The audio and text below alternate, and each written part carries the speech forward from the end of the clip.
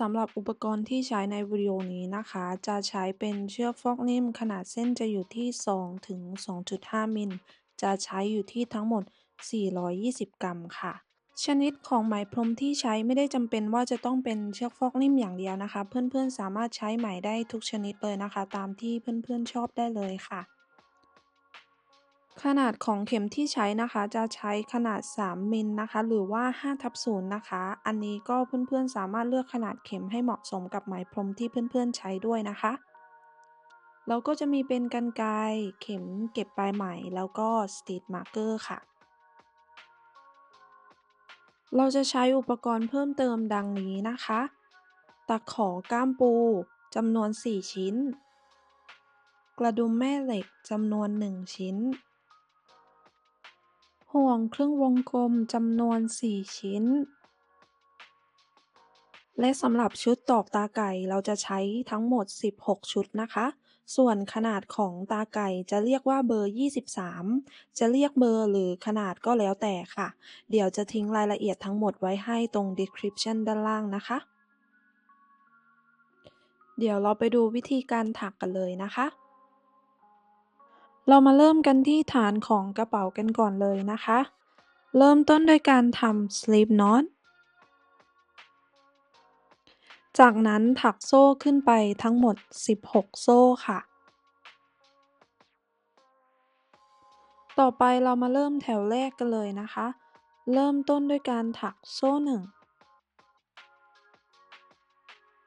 จากนั้นเราจะถัก x นะคะลงไปตรงโซ่ที่2นับจากเข็มค่ะ แล้วเราก็จะถัก x นะคะลงไปในทุกๆหลักไปจนถึงหลักสุดท้ายเลยค่ะ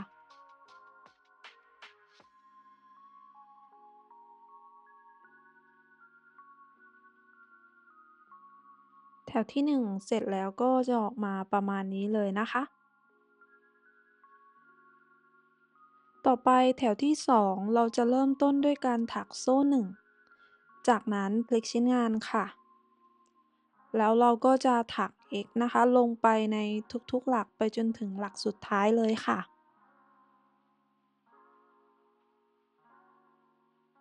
แถวที่2เสร็จแล้วก็จะออกมาประมาณนี้เลยนะคะ ต่อไปแถวที่3แล้วก็แถวอื่นๆนะคะ เราจะถักแบบเดียวกับแถวที่2เลยนะคะ รวมทั้งหมด51แถวนะคะ ถักให้ครบทั้งหมด51แถวแล้วเดี๋ยวเรากลับมาเจอกันอีกทีหนึ่งนะคะ ค่ะหลังจากที่เราถักครบ51แถวแล้วนะคะก็จะออกมาประมาณนี้เลยนะคะต่อไปนะคะเราก็จะถัก x วนรอบชิ้นงานเลยนะคะโดยเราจะเริ่มต้นด้วยการถักโซ่1ค่ะ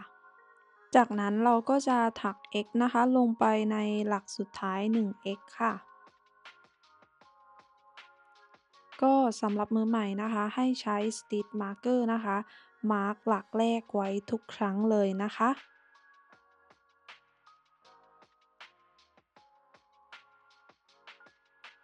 จากนั้นเราก็จะถัก x นะคะลงไปในทุกๆหลักเลยนะคะไปจนถึงหลักสุดท้ายเลยค่ะ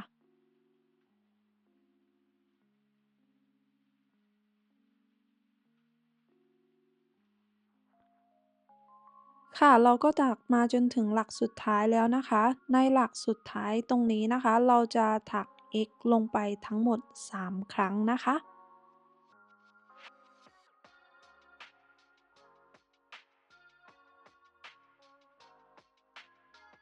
จากนั้นนะคะให้เพื่อนๆใช้ Stitch Marker นะคะมาร์ก x ที่2หรือว่า x ตรงกลางไว้นะคะ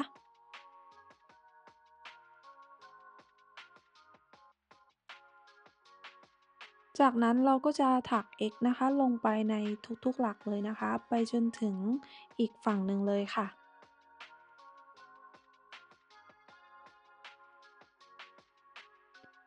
ค่ะนี้เราก็ถักมาจนถึงอีกฝั่งหนึ่งแล้วนะคะตรงมุมตรงนี้นะคะเราจะถัก x นะคะลงไปในหลักเดียวกันทั้งหมด3ครั้งนะคะ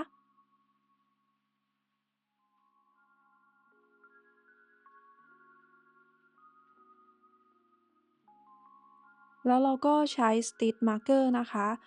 มาร์ก x ที่2หรือว่า x ตรงกลางไว้เหมือนกันนะคะ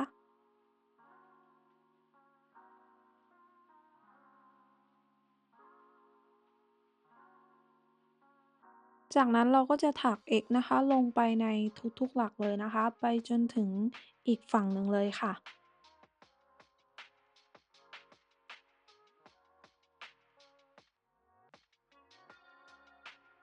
ค่ะอันนี้เราก็ถักมาจนถึงมุมสุดท้ายของฐานกระเป๋าแล้วนะคะ เราก็จะถัก x นะคะลงไปทั้งหมด3ครั้งค่ะ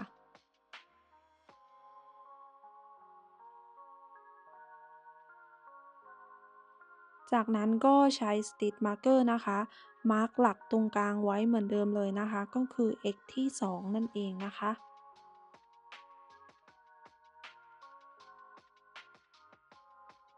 จากนั้นเราก็จะถัก x นะคะลงไปในทุกๆหลักไปจนถึงจุดที่เราเริ่มต้นเลยค่ะ ค่ะอันนี้เราก็มาถึงจุดที่เราเริ่มต้นแล้วนะคะ เราก็จะถักอีก1 x นะคะลงไปในหลักสุดท้ายที่เราได้เริ่มต้นไว้แบบนี้นะคะ จากนั้นก็ให้เพื่อนๆตัดไหมได้เลยค่ะ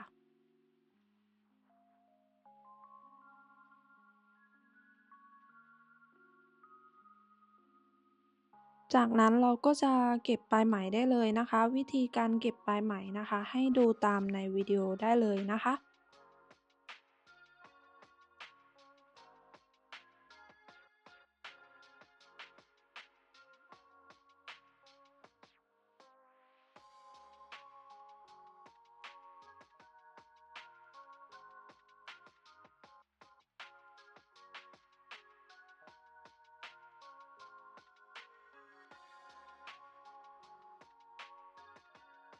เพื่อนๆจะสังเกตว่าตรงที่เราเก็บปลายไหมอะค่ะมันก็จะดูเป็นอีก1หลักนะคะเราก็จะใช้ Stitch Marker นะคะมาร์กตรงที่เราเก็บปลายไหมอะค่ะเพราะว่าตรงมุมตรงเนี้ยมันจะต้องมี 3x เหมือนกันนะคะก็ประมาณนี้เลยจากนั้นเราก็จะเก็บปลายไหมที่เหลือให้เรียบร้อยเลยนะคะก็เดี๋ยวเราไปดูขั้นตอนต่อไปกันเลยนะคะ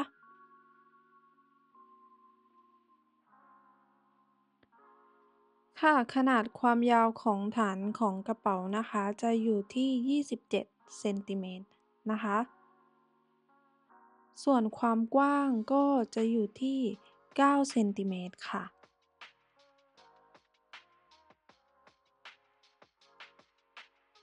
ต่อไปเราจะเริ่มถักแผ่นด้านหน้าแล้วก็ด้านหลังของกระเป๋านะคะเริ่มต้นด้วยการทำ slip knot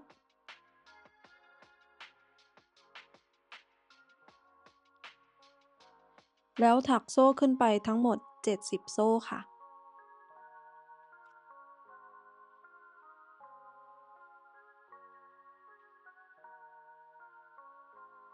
ต่อไปเรามาเริ่มในแถวที่1กันเลยนะคะ เริ่มต้นเราจะถักโซ่1จากนั้นเราจะถัก x นะคะลงไปในโซ่ที่2นับจากเข็มค่ะ แต่เราจะถักในเส้นด้านหลังตามในวิดีโอเลยนะคะ จากนั้นเราก็จะถัก x นะคะลงไปในทุกๆหลักไปจนถึงหลักสุดท้ายเลย แต่เราจะถักในเส้นด้านหลังนะคะ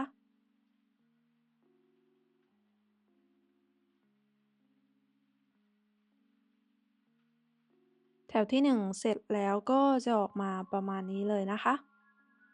ต่อไปในแถวที่2นะคะเราก็จะถักโซ่1พลิกชิ้นงานจากนั้นเราจะถัก x นะคะลงไปในทุกๆหลักนะคะไปจนถึงหลักสุดท้ายเลยค่ะ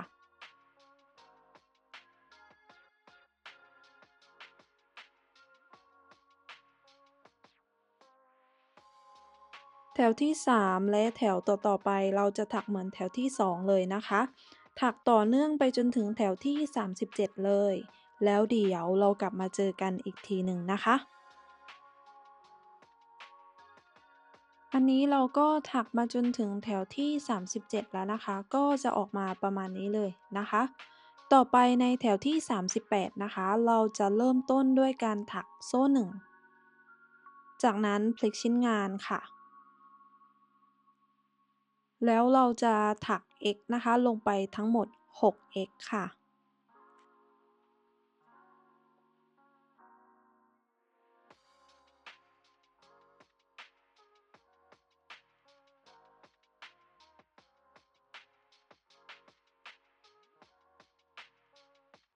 จากนั้นเราก็จะถักโซ่2ค่ะ เว้น2หลัก แล้วก็ถัก x นะคะทั้งหมด 6x ค่ะ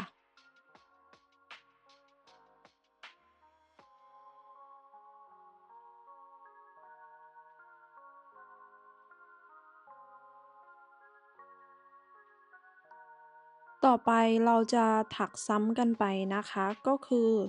ถักโซ่2เว้น2หลัก แล้วก็ถัก x ทั้งหมด6ครั้ง ทำแบบนี้ไปเรื่อยๆจนสุดแถวเลยนะคะ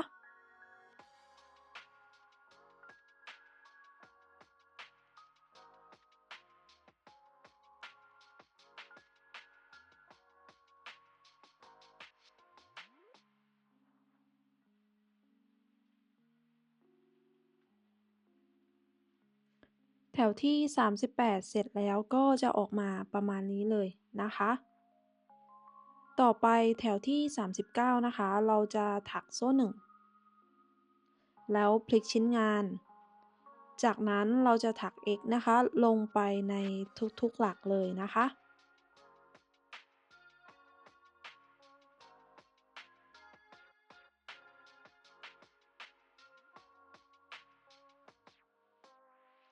พอเราถักมาเจอโซ่2นะคะให้ถัก x ลงในช่องว่างนั้นนะคะจำนวน2ครั้ง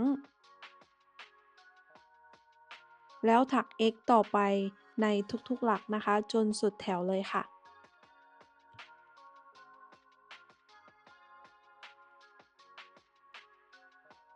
แถวที่39เสร็จแล้วก็จะออกมาประมาณนี้เลยนะคะ ต่อไปในแถวที่40ถึงแถวที่42เราจะถักเหมือนแถวที่39เลยนะคะ โดยเราจะถักโซ่1พลิกชิ้นงาน จากนั้นเราจะถัก x นะคะไปจนสุดแถวเลย ก็เดี๋ยวเรากลับมาเจอกันอีกทีหนึ่งนะคะ หลังจากที่เราถักครบแถวที่42แล้วนะคะ ตอนนี้เราก็ถักมาจนถึงแถวที่42แล้วนะคะ แถวนี้จะเป็นแถวสุดท้ายของชิ้นงานนะคะ ก็จะออกมาประมาณนี้เลยนะคะ จากนั้นนะคะเพื่อนๆก็สามารถตัดไหมได้เลย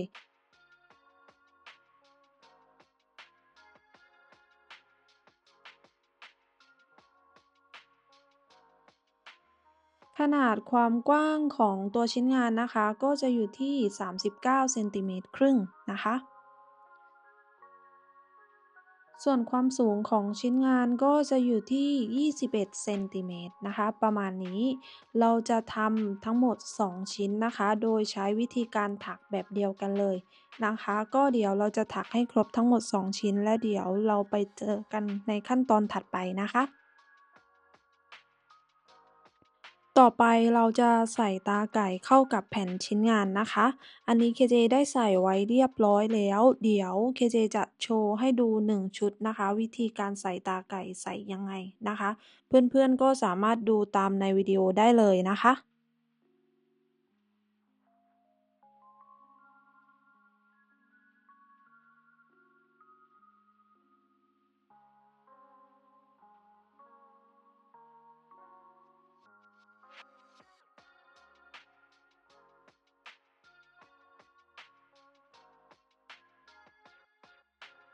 ในขั้นตอนนี้นะคะให้เอาด้านถูกไว้ด้านล่างแล้วเอาด้านผิดไว้ด้านบนตามที่เห็นในวิดีโอเลยค่ะฝั่งที่เป็นด้านผิดจะอยู่ด้านบนตามในภาพตัวอย่างเลยนะคะ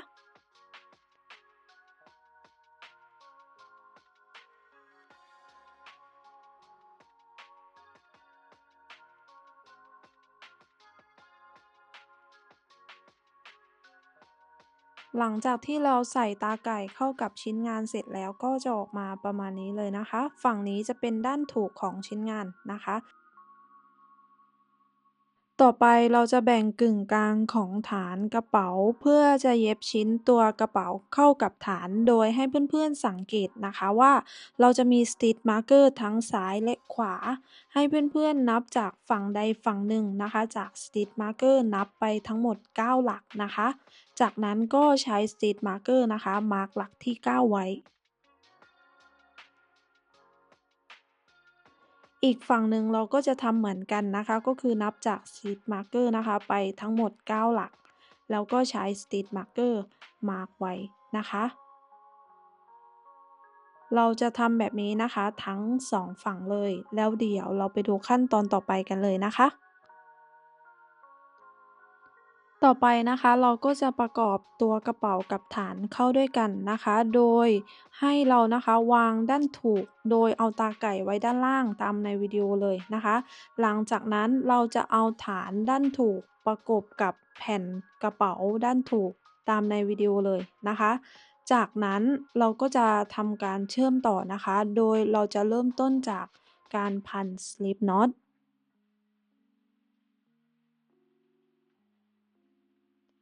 จากนั้นนะคะก็เราจะแทงเข็มลงไปนะคะให้เพื่อนๆเลือกฝั่งตามในวิดีโอได้เลยนะคะเราจะแทงเข็มลงไปในหลักที่มี Stitch Marker อยู่จากนั้นเราก็จะแทงเข็มทะลุไปอีกแผ่นหนึ่งของชิ้นงานตามในวิดีโอเลยนะคะจากนั้นเราก็จะเกี่ยวไหมลอดผ่าน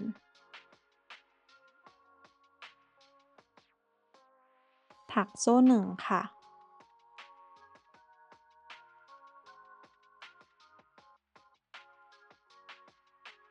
จากนั้นเราจะถัก x นะคะลงไปในหลักเดิมอีก1ครั้งค่ะโดยเราจะถักเก็บปลายไหมไปด้วยเลยนะคะ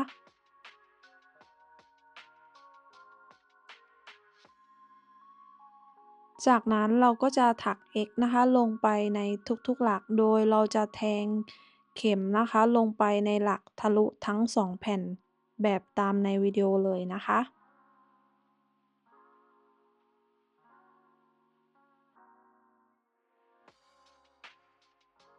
เราจะถักแบบนี้นะคะไปจนสุดแถวเลยนะคะก็คือไปจนถึงหลักสุดท้ายของ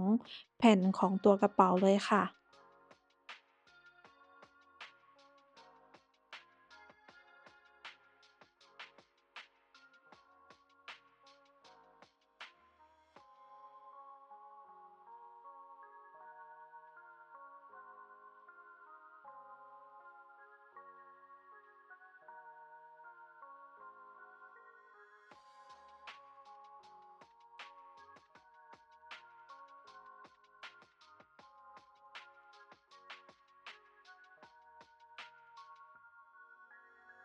หลังจากที่เราเชื่อมต่อตัวกระเป๋ากับฐานเข้าด้วยกันในฝั่งแรกเสร็จแล้วก็จะออกมาประมาณนี้เลยนะคะอันนี้ก็จะเป็นหลักสุดท้ายของแผ่นชิ้นแรกนะคะเราก็จะเชื่อมต่อเหมือนกันเลย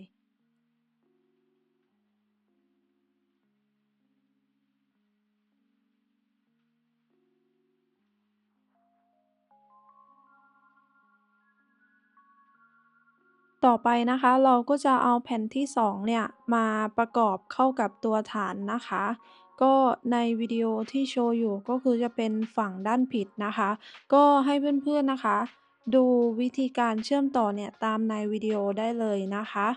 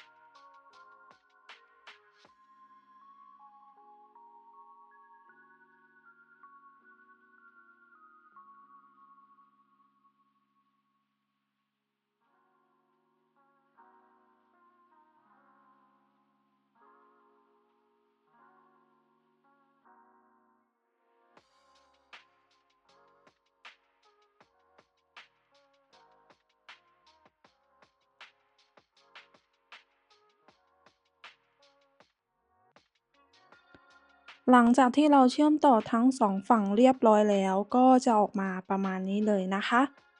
จากนั้นเพื่อนๆก็สามารถตัดไหมได้เลย ส่วนวิธีการเก็บปลายไหมก็ให้เพื่อนๆดูตามในวิดีโอได้เลยค่ะ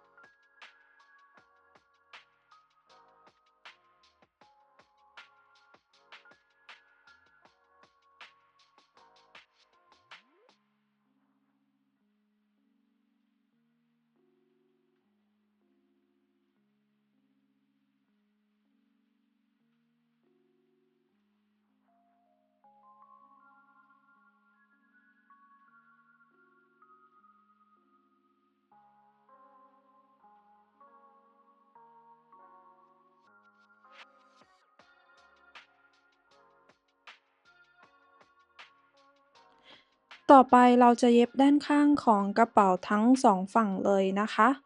วิธีการเย็บก็เหมือนกันกับตอนเชื่อมฐานกับตัวกระเป๋าเข้าด้วยกันนะคะ เริ่มต้นด้วยการทำ slip knot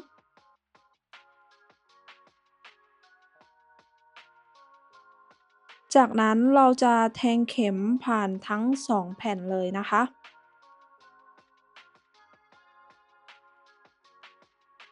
แล้วเราก็จะเกี่ยวไหมลอดผ่าน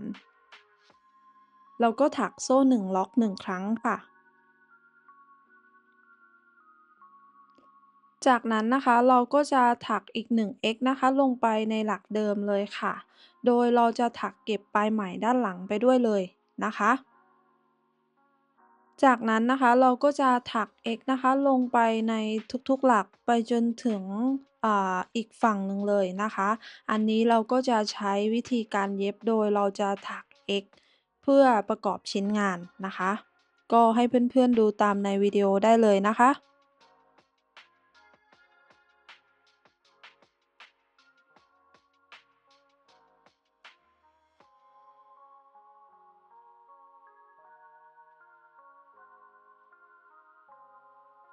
หลังจากที่เราเชื่อมต่อด้านข้างของกระเป๋าทั้งสองฝั่งเสร็จแล้วก็จะออกมาประมาณนี้เลยนะคะ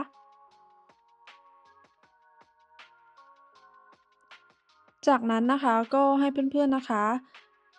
พลิกกลับตัวกระเป๋านะคะเอาด้านถูกมาไว้ด้านนอกแบบนี้เลยนะคะ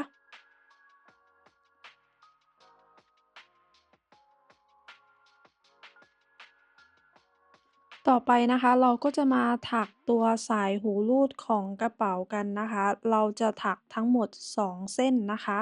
ก็เริ่มต้นนะคะให้เพื่อนๆนะคะดึงไหมสักประมาณ5ครั้งนะคะตามในวิดีโอเลยนะคะ จากนั้นนะคะเราก็จะพัน slip knot แล้วก็ให้เพื่อนๆดูตามในวิดีโอได้เลยนะคะ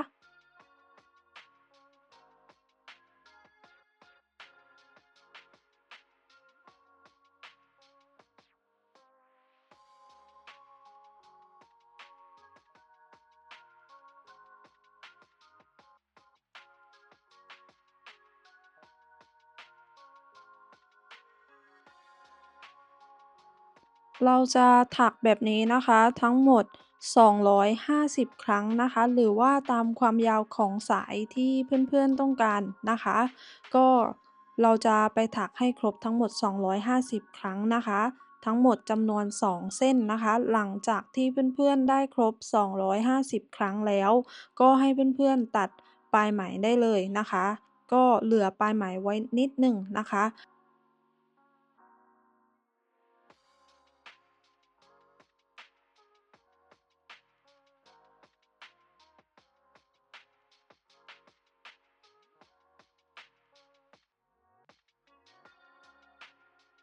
ก็เดี๋ยว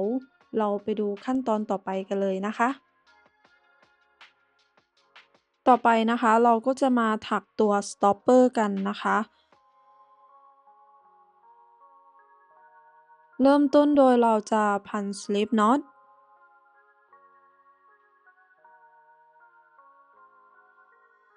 จากนั้นเราจะถักโซ่ขึ้นไปทั้งหมด12โซ่ค่ะ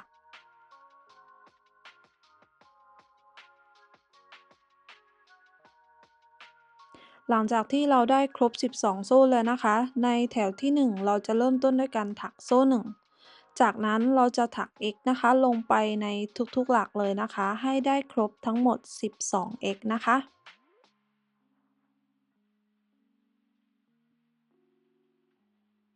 ค่ะหลังจากที่เราถัก x นะคะครบ12 x แล้วนะคะจากนั้นนะคะเราก็จะถักซีเลื่อนห่วงกับ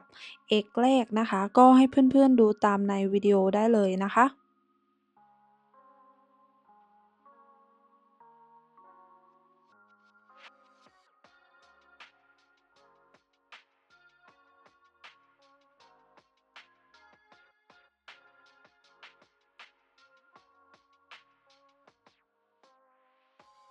ต่อไปนะคะแถวที่2เราจะถักโซ่1จากนั้นเราจะถัก x นะคะลงไปในทุกๆหลักเลยนะคะให้ครบทั้งหมด12 x นะคะค่ะหลังจากที่ถักครบ12 x แล้วนะคะจากนั้นเราก็จะถักซีเลื่อนห่วงกับหลักแรกนะคะ แถวที่2เสร็จแล้วก็จะออกมาประมาณนี้เลยนะคะก็แถวที่3กับแถวที่4เราจะถักเหมือนแถวที่2เลยนะคะก็เดี๋ยวเราจะถักให้ครบทั้งหมด4แถวรวม2แถวแรกด้วยนะคะแล้วเดี๋ยวเรากลับมาเจอกันอีกทีหนึ่งนะคะ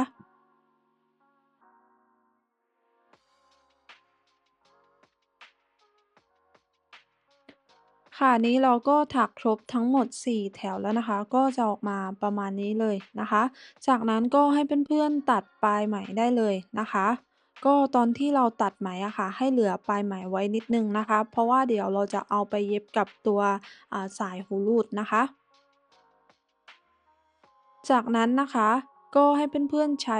เข็มเก็บใบไหมนะคะก็เก็บงานในส่วนของแถวแรกนะคะที่ในวิดีโอโชว์อยู่ตรงนี้ก็คือจะเป็นในส่วนของแถวแรกนะคะก็ให้เพื่อนๆเก็บงานตามในวิดีโอได้เลยนะคะ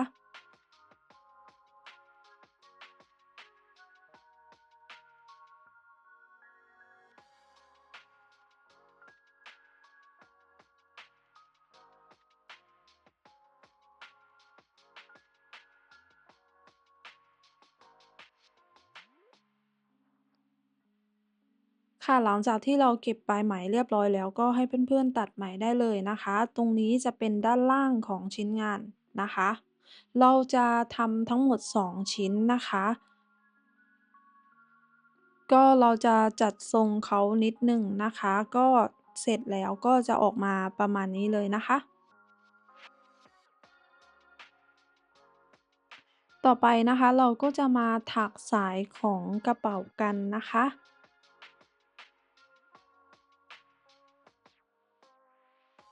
ก็เริ่มต้นนะคะเราก็จะแทงเข็มลงไปในห่วงก้ามปูนะคะจากนั้นเราก็จะเกี่ยวไหมลอดผ่านถักโซ่1ล็อก1ครั้งจากนั้นเราจะถัก x นะคะลงไปทั้งหมด4 x นะคะโดยเราจะถักเก็บปลายไหมด้านหลังไปด้วยเลยนะคะ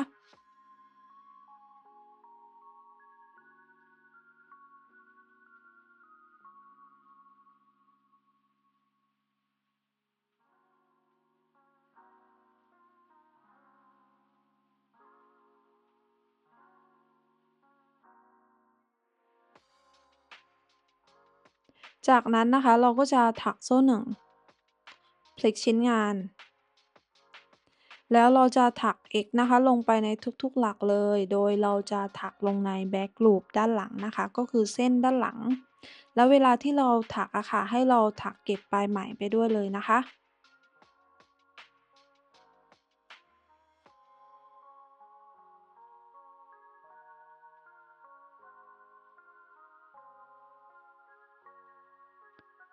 ต่อไปนะคะเราก็จะถักโซ่1พลิกชิ้นงาน จากนั้นเราก็จะถักเหมือนเดิมนะคะก็คือถัก x ลงไปในทุกๆหลักแต่เราจะแทงเส้นด้านหลัง2เส้นตามในวิดีโอเลยนะคะ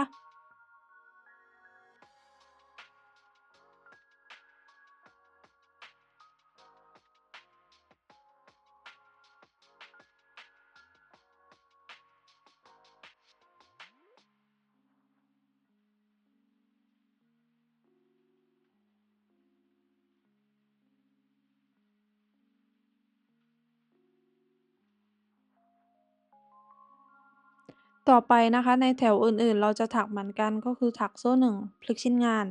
จากนั้นเราก็จะถัก X นะคะโดยเราจะถักเกี่ยว2เส้นตามในวิดีโอเลยนะคะ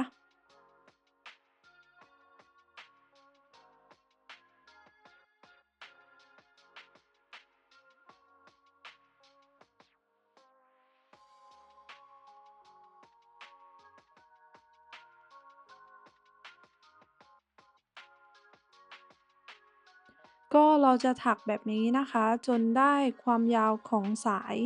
ที่เราต้องการเลยนะคะ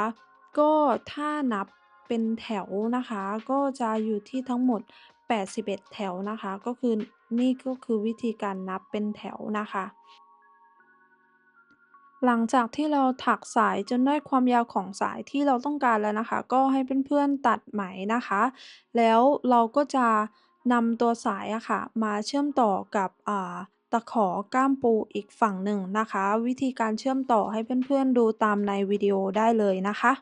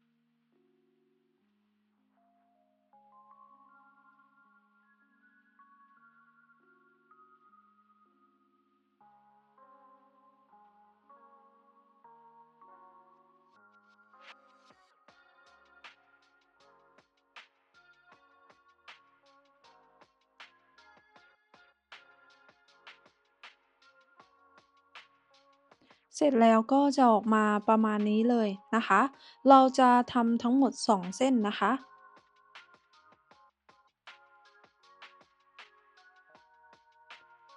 ต่อไปนะคะเราก็จะมาร้อยตัวสายหูรูดเข้ากับตัวกระเป๋านะคะวิธีการร้อยสายหูรูดนะคะก็ให้เพื่อนๆดูตามในวิดีโอได้เลยนะคะ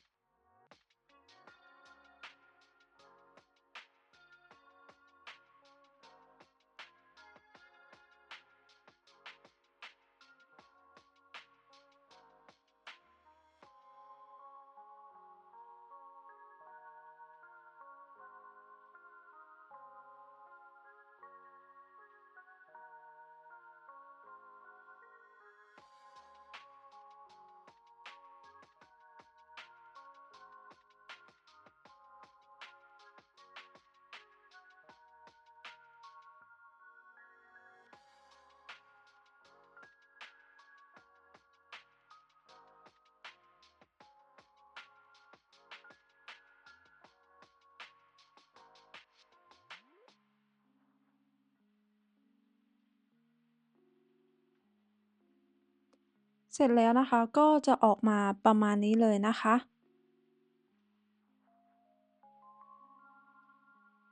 ต่อไปนะคะเราก็จะมาเย็บตัว stopper นะคะเข้ากับสายหูรูดนะคะนี่อันนี้ก็คือฝั่งนี้เคเจเย็บไว้เสร็จแล้วนะคะก็เดี๋ยวเคเจจะมาเย็บให้ดู อีกฝั่งหนึ่งนะคะก็วิธีการเย็บนะคะให้เพื่อนๆดูตามในวิดีโอได้เลยนะคะ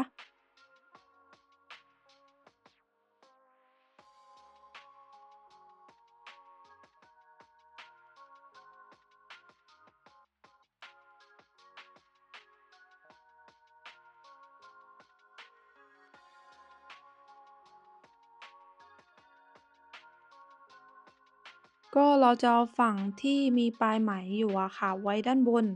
จากนั้นเราก็จะเอาตัวสายหูรูดอะค่ะสอดเข้าไปในตัวstopper นะคะทั้ง2สายเลย จากนั้นเราก็จะจัดทรง stopper นิดหนึ่งนะคะแล้วก็ให้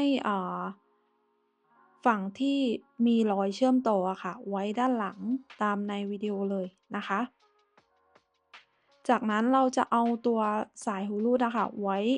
อ่าชิดกับฝั่งแต่ละฝั่งตามในวิดีโอเลยนะคะก็วิธีการเย็บให้เพื่อนๆดูตามในวิดีโอได้เลยนะคะก็เวลาที่เราเย็บอะค่ะให้แน่ใจนะคะว่าเราจะไม่เย็บทับตัวสายหูรูดนะคะเราจะเย็บแค่ตัว stopper นะคะ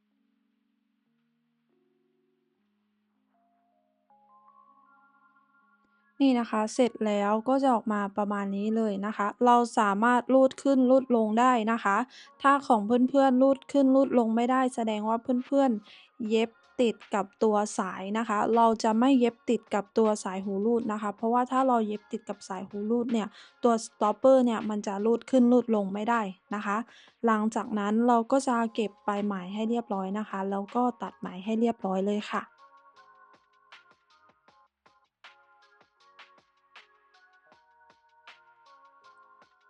ค่ะต่อไปนะคะก็เราจะเย็บตัวอ่า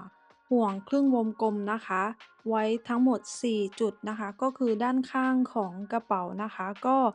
เพื่อนๆสามารถดูได้ตามในวิดีโอเลยนะคะจากนั้นก็เราก็จะเย็บกระดุมแม่เหล็กไว้ตรงกลางของกระเป๋านะคะก็เสร็จแล้วก็จะออกมาประมาณนี้เลยนะคะ